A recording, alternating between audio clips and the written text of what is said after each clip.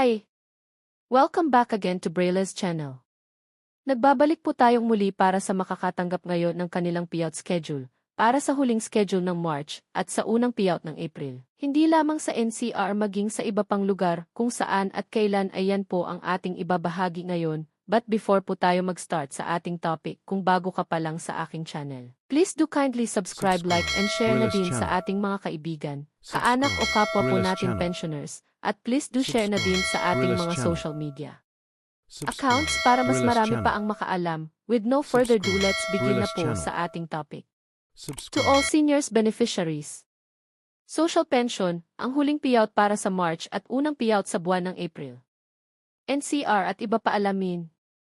Narito na ang mga bagong naglabas ng kanilang payout schedule para sa qualified seniors beneficiaries.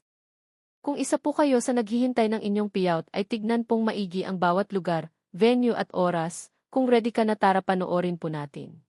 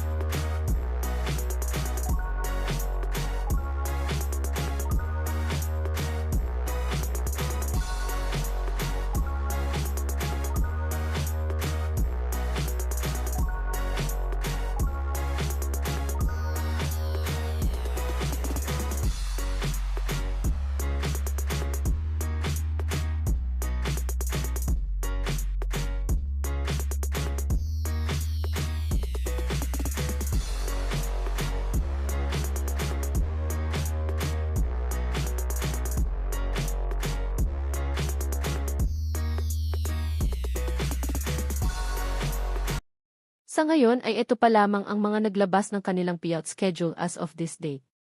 Para sa mga may katanungan o hinaing sa inyong social pension, birthday gift, at iba pang benepisyo, ay maaari po kayong makipag-ugnayan sa inyong barangay o OSCA office para sa agarang kasagutan. That's it. Manatili po kayong nakatutok sa aking channel para sa iba pang informative videos na para po sa inyo. Marami pong salamat and God bless po sa lahat.